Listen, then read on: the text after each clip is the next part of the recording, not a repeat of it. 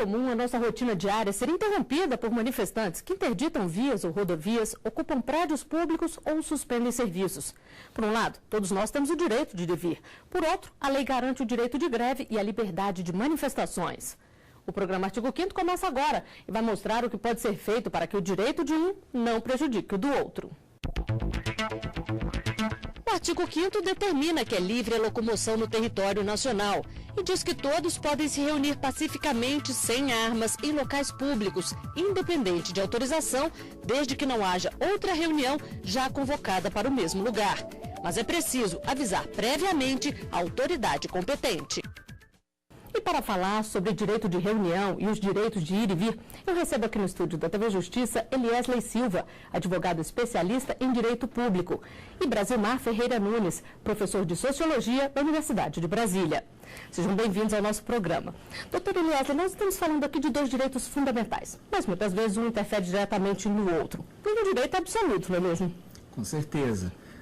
Numa mesma situação é possível que dois ou mais direitos precisem ser exercidos porque são legítimos, mas não poderão ser exercidos na amplitude total. Então, esses direitos precisam ser harmonizados para que haja uma possibilidade de exercício simultâneo. Doutor Brasilmar, e o que fazer quando um direito entra em conflito com o outro? Você tem as forças de controle, de repressão, que devem, de uma certa forma, organizar esse tipo de situação, né, onde um direito está interferindo sobre o outro. Agora, até que ponto isso funciona ou não, vai depender muito do contexto e do clima que a manifestação esteja acontecendo naquele momento. Se estiver relativamente pacífica, é possível conversar. Se não haver situações pacíficas, provavelmente vai haver conflitos mesmo, né? Isso é muito inesperado.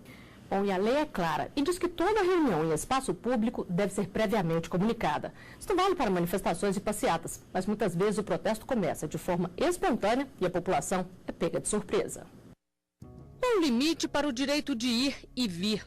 Até onde podem ir as manifestações em rodovias federais e estaduais? Não tem como passar em lugar nenhum. Você fica preso no trânsito. Trabalhar muito, ué. Não tem jeito de passar, ué. Aí atrapalha tudo da jeito. Você não pode ir para lugar nenhum. Em todo o país, os protestos e bloqueios em rodovias viraram notícia. Motoristas foram impedidos de seguir viagem. Cargas ficaram retidas e em muitos locais houve desabastecimento. Nas cidades, quando há manifestação, também há transtorno. O trânsito para e as pessoas não conseguem chegar ao destino. Atrapalha porque nós temos horário corrido, o horário certo de fazer, a gente acaba chegando atrasado, entendeu? Atrasa muito. Muitos bloqueios começam de forma espontânea e pegam a população de surpresa, o que por lei não poderia acontecer. O Código de Trânsito Brasileiro diz que nenhum evento pode interromper a circulação sem permissão do órgão responsável. Permite que antecipadamente cumpra-se o Código Brasileiro de Trânsito e os manifestantes que quiserem fazer isso possam avisar com antecedência aos poderes públicos para que, por exemplo, a polícia vá ao local e prepare o local, permitindo que ocorra a manifestação.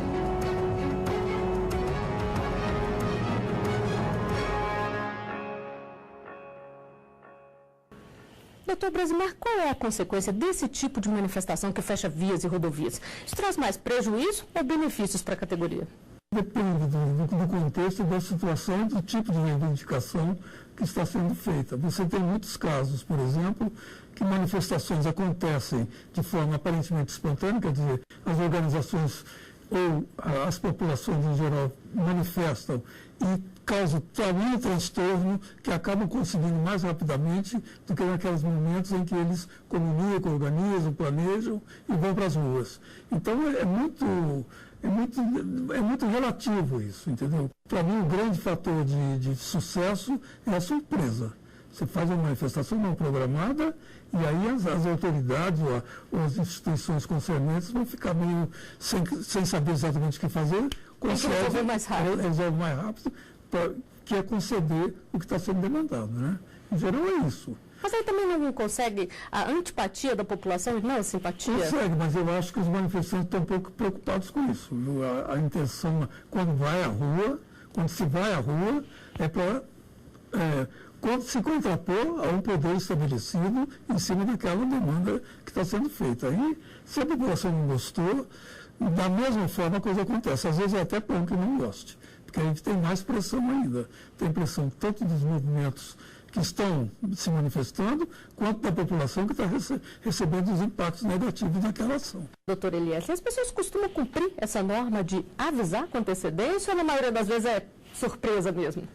Muitas sequer sabem dessa exigência constitucional. Logo, na maior parte das vezes, não se cumpre essa determinação de aviso. O que pode ser, de uma certa forma, vantajoso, porque aí, como o doutor Brasimar bem mesmo ressaltou, tem esse elemento surpresa, mas, por outro lado, pode ser desvantajoso, porque se houver uma outra reunião, manifestação marcada para aquele mesmo dia, horário e local, e esta for avisada, então esta terá prioridade e preferência na utilização daquele local para manifestação. Quando há algum excesso e há uma punição, se não tem um sindicato, uma instituição, uma associação por trás dessa manifestação, quem é punido? Nós tivemos, inclusive, isso em relação às manifestações que ocorreram no período da Copa do Mundo, da Copa das Confederações, em que se teve um movimento deflagrado meio que espontaneamente, sem uma liderança conflagrada, e nesses casos realmente fica muito difícil se conseguir a responsabilização, uma vez que não há comando nem direção, e, portanto, o Estado vai coibir os excessos.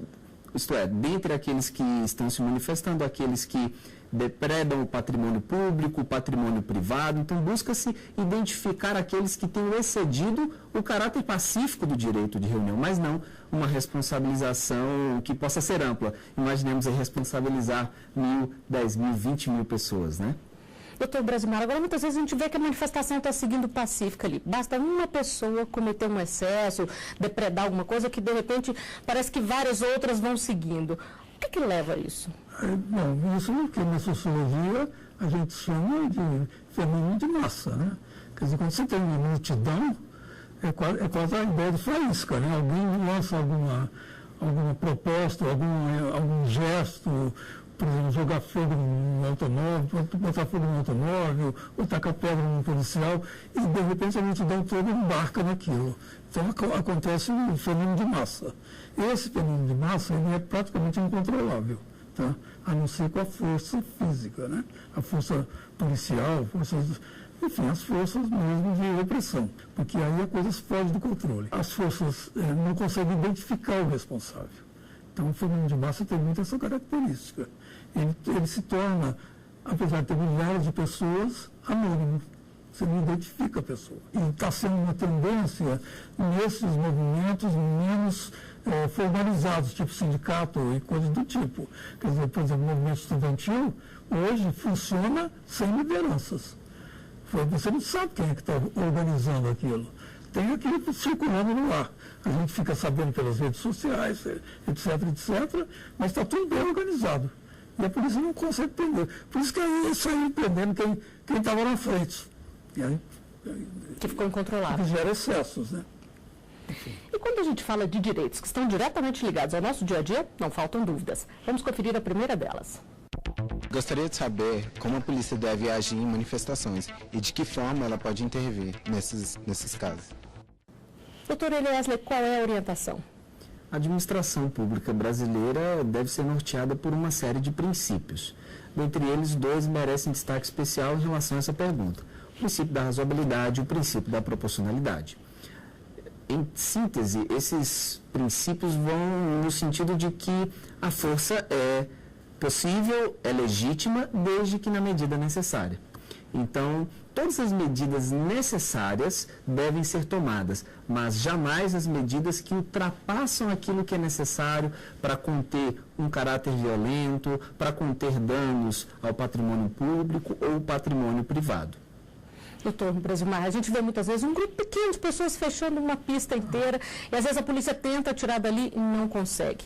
O que fazer para que nessas situações o problema não se torne maior ainda? Na verdade, esse é o tipo de manifestação, se é que se pode chamar de manifestação, né, 10 pessoas fechando uma via, que descaracteriza e causa muito mal-estar junto à opinião pública. Porque o que se quer quando se faz uma manifestação? Convencer a opinião pública de que eles estão sendo prejudicados por qualquer coisa que seja, que deu motivo àquela manifestação. Agora, 10 pessoas na rua não convence ninguém. Gera muito mais contraposição do que favorecimento do ponto de vista da opinião pública. Isso é muito importante porque, às vezes, causa indignação.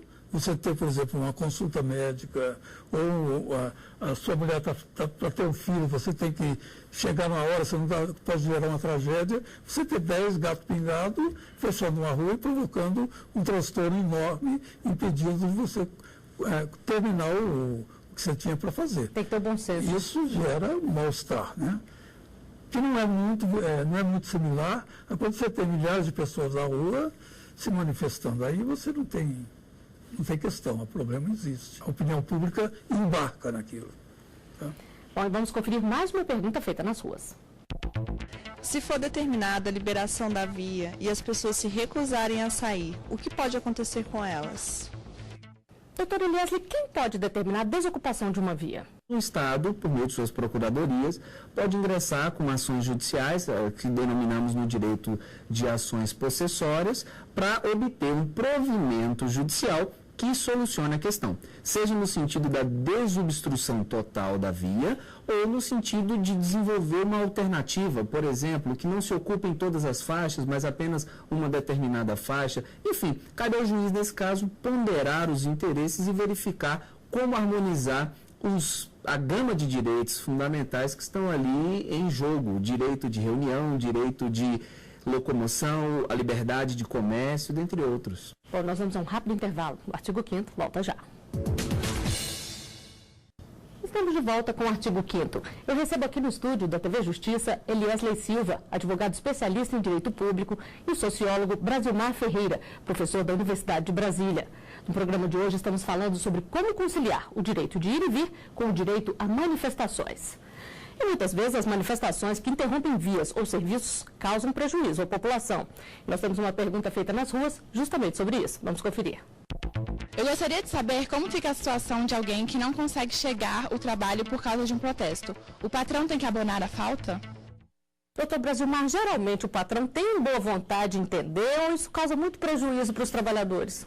Olha, se a gente for pensar o caso de Brasília, que é uma cidade administrativa, setor público, etc., há uma certa flexibilidade. Né? Você, quando tem um funcionário que não aparece, ou que chega muito atrasado, e a justificativa tem a ver com esse tipo de fenômeno, né, de manifestações coletivas, em geral, passa por cima, deixa a pessoa entrar e começar o seu trabalho. Na iniciativa privada é que eu acho que a coisa pega mais pesado, né? Porque você tem um prejuízo evidente, né? O patrão está deixando de ganhar também, exatamente. Né? O patrão está deixando de ganhar, há mais cobrança, e é por isso, e eu sinto isso quando você vê entrevistas de pessoas na televisão quando está acontecendo isso, eles estão angustiados porque eles estão atrasados. Aí você percebe que é trabalhador da iniciativa privada, não é do Estado. O que diz a lei, doutor Eliesle, sobre isso? Existe determinação legal se deve ou não abonar a falta? Claro. A propósito do que falou o doutor Brasilmar, a Lei 8.112, que é a lei que rege os servidores públicos federais, prevê que as faltas justificadas que decorram de situações como essa, que convenciona se chamar caso fortuito ou força maior, elas poderão ser compensadas. Então, é direito do servidor que foi impedido de chegar ao trabalho ou que chegou mais tarde, poder ter aquele período de ausência compensado no horário que seja autorizado pela chefia imediata, a fim de evitar que haja efetivamente um desconto em sua remuneração. Agora, no caso da iniciativa privada, aí já é negociação, né? Exatamente. Aí depende mais da negociação, mas o direito não é feito apenas de regras, é feito também de princípios. E o bom senso nessas situações deve imperar. Jamais o empregador conseguiria êxito numa eventual ação na justiça trabalhista exigindo que o empregado comparecesse, mesmo quando seria humanamente impossível decorrente de uma manifestação. Bom, vamos à última pergunta feita por um telespectador para ser respondida aqui no estúdio. Quem é responsabilizado por danos provocados durante uma manifestação? Se uma pessoa tentar passar, por exemplo, e tem um carro depredado, o que ela deve fazer? Doutor Eliezer, o que fazer em casos assim? Bem, o direito civil já tem uma normatização específica para contemplar esses casos em que pessoas causam danos às outras e isso ocorre no contexto de responsabilização civil. No contexto estatal, existe um tema no direito administrativo que trata acerca da responsabilidade civil do Estado, isto é, o dever que o Estado teria de indenizar as pessoas que sofressem danos decorrentes de atos de multidões, onde normalmente não se consegue identificar especificamente os indivíduos envolvidos. E aí, nesse caso, apura-se da seguinte forma: se fica configurado que poderia o Estado ter tomado medidas a fim de evitar aquele dano e, no entanto, se omitiu, ele então passa à condição de responsável e ele tem de indenizar as vítimas. Agora, em se demonstrando que realmente o Estado tomou todas as medidas possíveis e, mesmo assim, o dano ao patrimônio privado aconteceu, então, nesse caso, as vítimas teriam que se voltar mesmo contra os particulares que promoveram o dano. Quase impossível. É pouco provável, mas se ela conseguir encontrar, identificar e provar que essas pessoas produziram dano, é daí que elas vão obter indenização. O melhor mesmo, então, é ficar longe desse tipo de manifestação, doutor Brasilmar, evitar o confronto, porque a gente já viu até notícias de pessoas que tentaram furar o bloqueio e acabaram atropelando manifestantes e sendo punidos. A rua é o lugar da liberdade, é o lugar de circulação, é o lugar de exposição. Por que se vai para a rua? Por que o MST, que trabalha com o mundo rural, vem na cidade manifestar? É porque dá visibilidade. Politicamente isso funciona. A escolha da cidade e mais ainda de determinados locais da cidade é uma questão estratégica para se alcançar o que se pretende. Tá? Qual é o objetivo? Sensibilizar a opinião pública e causar uma espécie de reticência das autoridades que decidem sobre aquele fato em questão, para que não deixe a coisa assumir áreas de muita radicalidade. Para quem está ali na rua, do outro lado da manifestação, é melhor evitar o confronto? Não, do ponto de vista do cotidiano, né? Claro, eu quando sei que tem uma manifestação, eu não passo lá, entendeu? Eu evito. Mas às vezes é impossível, né? Você só descobre em cima da hora. E às vezes o fator surpresa joga muito nessas organizações, né? Das manifestações. Você não pode avisar antes. Se avisa antes, perde o impacto, né? E na sua opinião, até onde vai o direito de quem quer protestar? A nossa equipe foi às ruas saber como as pessoas encaram estas manifestações. Se eles têm direito de protestar para fechar a rodovia, nós também temos o direito de ir e vir. Se você invade um local e depois fecha tudo para querer ter melhorias, isso é errado. Sem incomodar, eu acredito que não tem muito efeito o protesto, mas, por outro lado, você também não pode atrapalhar a vida do trabalhador que está voltando para casa ou que está indo para o trabalho. Então tem que buscar, na minha opinião, um meio termo. Todo cidadão brasileiro tem direito de se manifestar quanto aos assuntos de seu interesse, principalmente que tocam o seu bolso, a sua sobrevivência. Agora, o direito de mobilidade também dos outros que não estão fazendo o protesto tem também que ser assegurado. Fechar todas as vias nesse sentido pode ser um desserviço e vai fazer o movimento se tornar contra, né? Como se fosse um tiro no pé do movimento. Doutor Brasilmar, a gente viu aí as pessoas falando da questão do equilíbrio, né? Como conseguir isso? De um lado, as pessoas que precisam incomodar para serem ouvidas, do outro, as que precisam transitar, ir para o trabalho e cumprir os compromissos. Olha, eu acho que isso não tem muita solução, não. O que eu estava dizendo agora há pouco, a rua é o lugar da manifestação, da visibilidade, onde as pessoas se veem. A cidade é isso, e a rua é o lugar da cidade por excelência. Entendeu? Então, você não tem outro lugar para manifestar, a não ser no espaço rua de uma cidade. Então, nesse sentido, o transtorno é inevitável numa manifestação. Você não consegue imaginar uma manifestação, a não ser essas passeatas pacíficas, religiosas, ou coisas do tipo, todas as demais, sobretudo as manifestações de ordem política, que envolve salários, envolve valores, etc., elas são tensas por natureza. Elas podem explodir em qualquer momento. E se fugir do controle, tudo pode acontecer. Agora, causa transtorno? Causa transtorno para quem está querendo se mover na cidade? Causa, é um transtorno. mas não tem outra saída, porque não tem outro lugar para manifestação que não seja a rua, ou seja, que não seja a cidade. Agora, doutora Eliesley, falta planejamento ou a ideia é justamente essa que nós estamos falando aqui, de causar o transtorno mesmo? Quando eu me ponho num ambiente coletivo, às vezes o exercício do direito à lei me impõe uma limitação. Mas aí eu acho que também entra a questão também da solidariedade. Óbvio, os excessos têm que ser coibidos, mas hoje o meu próximo se manifesta e às vezes isso me causa um transtorno. Mas eu sou solidário porque eu sei que a causa dele é uma causa legítima, ainda que não me beneficie, mas beneficie a ele. Amanhã, porventura, serei eu a protestar, a demandar, e então eu esperaria dele também essa mesma compreensão. Então, eu tenho uma opinião que, salvo os excessos, os absurdos, a violência desmedida, a depredação desnecessária, o direito de manifestação e de protesto naturalmente encontra a possibilidade de transtorno. E quem sofre o transtorno, porventura, poderia pensar em alguma coisa mais solidária, porque, afinal de contas, todos nós temos demandas para fazer ao Estado e gostaríamos de fazê-las livremente. Bom, para encerrar, eu gostaria de saber de vocês o que pode ser feito para que o direito de um não atrapalhe o do outro. Doutor Brasilmar. Eu acho que é ultrapassar o individualismo, entendeu? Quer dizer, claro que quando tem uma manifestação que eu estou me movendo na cidade e essa manifestação me atrapalha, eu fico irritado, falo, mas que coisa desagradável esse negócio, eu tenho que parar aqui não sei quanto tempo.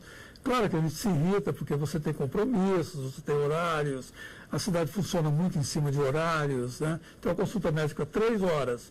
Ah, mas eu vou só ganhar 5. Ah, então você não precisa nem perdeu sua vaga. Já perdeu. Esse tipo de coisa te incomoda no dia a dia. Mas, ao mesmo tempo, se eu penso em termos coletivos, se eu penso em termos de sociedade, a sociedade é alguma coisa que é além da somatória dos indivíduos. Não é eu, mais você, mas que forma a sociedade. Nós juntos produzimos algo que é além da nossa soma. Então, é consciência disso.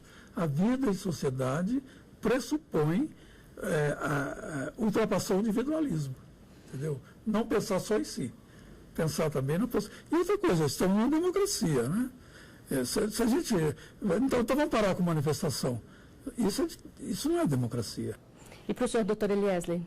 Como o doutor Brasilmar bem enfatizou a questão da solidariedade por parte daquele que sofre transtorno, acho que também uma via de mão dupla, né? Para aquele que se manifesta, é importante ter bom senso e avaliar até que ponto a manifestação é mesmo legítima e até que ponto seria desnecessário, seria transtornar as pessoas, além do que de fato traria vantagem para o movimento. Então eu acredito que bom senso, razoabilidade cabem em todas as instâncias e eu acredito, o ingrediente fundamental para harmonizar direito de reunião e liberdade de locomoção.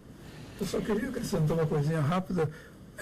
Esse tipo de situação que a gente está conversando aqui, ela causa uma ruptura quando começam a agredir pessoas que não têm nada a ver com a manifestação. Aí perde o sentido. Aí perde o sentido, aí você não consegue ser solidário, né?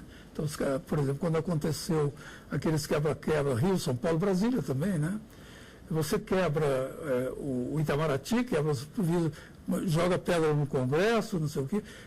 Isso são símbolos nacionais, como é a bandeira, como é o hino nacional. Você não pode agredir determinados elementos simbólicos da nação. Quando acontece isso, aí não dá para temporizar.